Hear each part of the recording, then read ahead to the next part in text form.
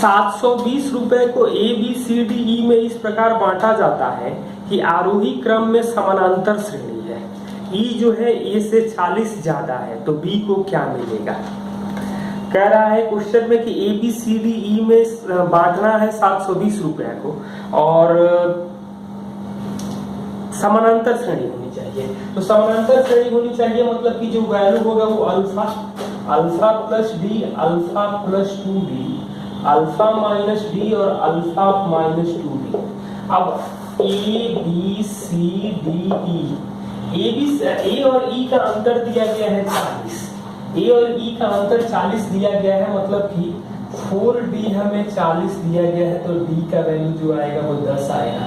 सबको जोड़ेंगे तो 5 अल्फा आएगा 720, यानी अल्फा का मान आएगा 144।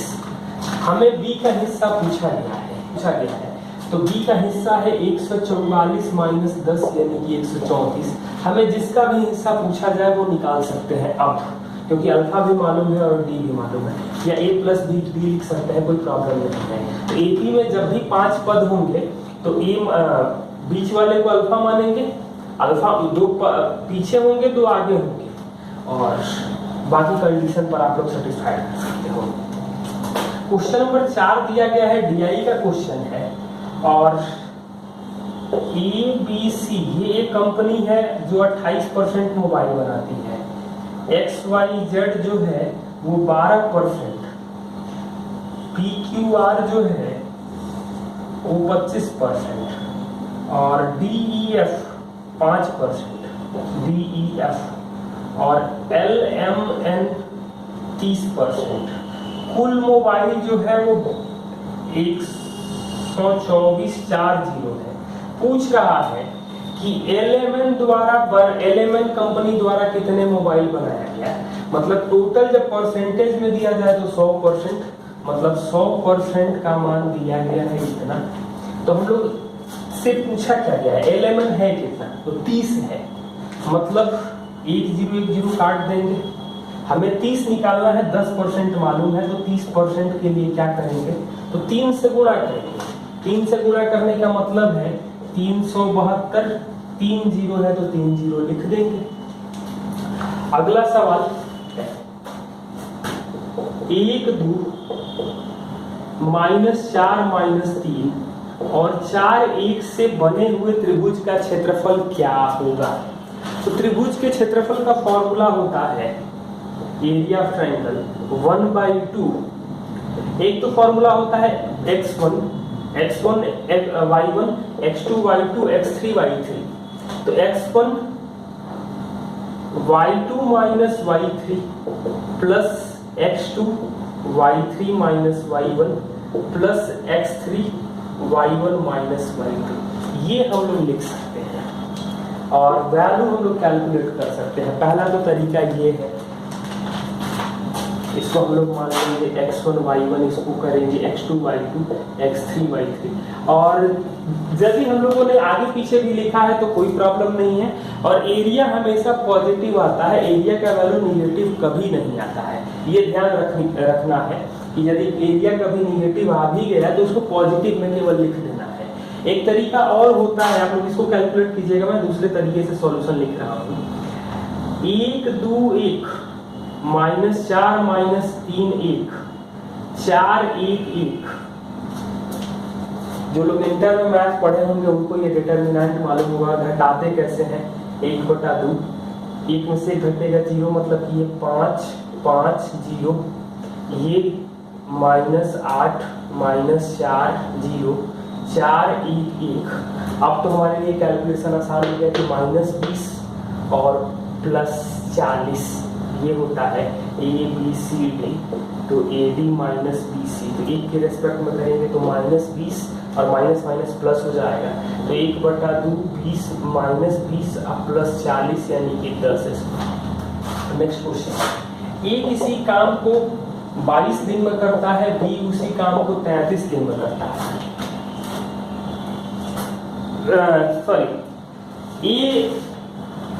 ए किसी टंकी को A नल 22 घंटे में भरता है, B 33 घंटे में भरता है। टंकी भरने से 3 घंटा पहले ए को बंद कर दिया जाए तो टंकी भरने में कुल कितना समय लगेगा। तो टाइम वर्क का ये सवाल है। ए 22 घंटा में भर रहा है, बी 33 घंटा में भर रहा है। 3 घंटा पहले बी को बंद कर दे रहा है, ए को बंद कर दे रहा है, सॉरी। तो एलसीएम क्या होगा, 22 और 33 का 66, भाग देंगे तो क्षमता जो आएगी 3 और 2। हमें दिया गया है कि 3 घंटा पहले ए बंद किया गया, मतलब कि आखिरी 3 घंटा जो है वो बी काम करेगा, तो 3 दूनी का 6 काम करेगा। बाकी काम बचा कितना, मतलब जो पहले हो चुका था, तो 66 में से 6 घटा देंगे तो 60 काम दोनों ने मिल करके किया था, तो 3 और 2 5, यानी कि 12 घंटा पहले काम हुआ था और 3 घंटा अब काम हुआ, तो टोटल काम करने में लगा समय कितना हो जाएगा, तो 15 घंटा होगा। अगला 15 है, एक फिगर दिया गया है ए बी सी डी और ये x दिया गया है, एंगल D का वैल्यू 60 है, तो D का मान ACB का मान क्या होगा, एंगल ACB का मान क्या होगा, तो ये भी 60 होता, क्योंकि एक ही ओर के कोण आपस में बराबर होते हैं, एक ही वृत्तखंड के कोण आपस में बराबर होते हैं, तो ये वैल्यू भी 60 ही हो जाएगा। अगला सवाल दिया गया है क्वेश्चन नंबर 17 में, 9/16 छोटा है बराबर है 13/24, 9/16 बड़ा है 13/24, 9/16 बराबर है 13/24 और 9/16 छोटा है 13/24। हमें बताना है कि कौन बड़ा है और कौन छोटा है। तो हमारे लिए तो ये है कि 16 24 तो एलसीएम निकालना आसान है, तो दोनों का एलसीएम जो होगा वो 48 होगा, ये 27 होगा और ये 26 होगा। साफ साफ दिख रहा है कि 9/16 बड़ा होगा। एक तो तरीका ये हुआ। दूसरा तरीका आप लोग ये याद रख सकते हो, A/B बड़ा है C/D से, तब होगा जब AD बड़ा होगा BC से, यानी कि 24/9 बड़ा होना चाहिए 16/13 से। 24/9 216 आएगा और 13/16 जो आएगा 208 आएगा। तो ऐसे हम लोग देख के बता सकते हैं कि कौन बड़ा है। सवाल देखो क्या दिया गया है 20 नंबर, a माइनस बी का क्यूब, b माइनस सी का क्यूब और c माइनस ए का cube upon 3a minus B, b minus C और c माइनस ए, इसका मान क्या होगा। तो इसको हम लोग, एक तो फॉर्मूला होता है कि x plus Y plus Z बराबर 0, तो x cube plus Y cube plus Z cube जो आएगा वो 3xyz आता है। तो हम लोगों को साफ साफ दिख रहा है कि इन तीनों का सम 0 है, इन तीनों का सम 0 है, मतलब इसका वैल्यू जो आएगा वो 3 इंटू ए माइनस बी, बी माइनस सी, सी माइनस ए अपॉन 3 इंटू ए माइनस बी, बी माइनस सी, सी माइनस ए, ये दोनों कट करके तो 1 आ जाएगा। बाकी हम लोग ऑप्शन का भी सहारा देखेंगे, क्या ऑप्शन दिया गया है। यदि आपको फॉर्मूला न याद हो तो भी घबराने की कोई जरूरत नहीं है। सबसे आसान काम ये है कि यहाँ तो बराबर वैल्यू नहीं रखना है, आप कोई भी वैल्यू रख सकते हैं, मतलब a के जगह पर 1, b के जगह 2 और c के जगह हमने 3 रखा, तो मिलेगा क्या, -1 का क्यूब, -1 का क्यूब, 3 में से घटेगा 2 का क्यूब, 3 गुणे -1 गुणे -1 गुणे 2, यानी 6/6 यानी कि 1 आ जाएगा। ऑप्शन देखते रहिए, आप लोगों को ये आसानी से हो जाएगा। अगला, एक पेन को 144 रुपए में बेचने पर क्रय मूल्य के 1/7 भाग हानि होती है। 1/144 में बेच रहे हैं तो 1/7 भाग हानि, तो 189 में बेचेंगे तो कितना प्रतिशत लाभ अथवा हानि होगा।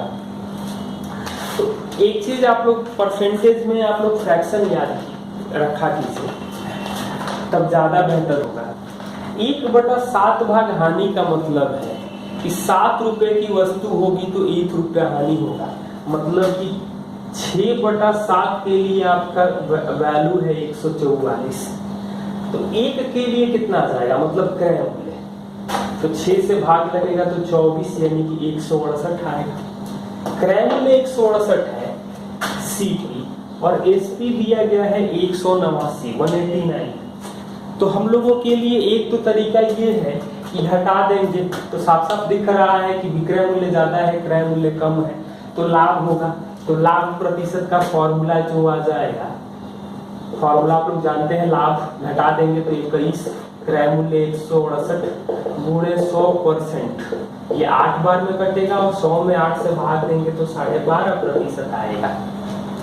लेकिन इस सवाल को थोड़ा सा और कैलकुलेशन हम जल्दी करें तो ये कर सकते हैं कि 189 और 168, ये 9 और 8, मतलब एसपी 9 है, सीपी जो है वो 8 है, तो एसपी कितना ज्यादा है, मतलब 1/8।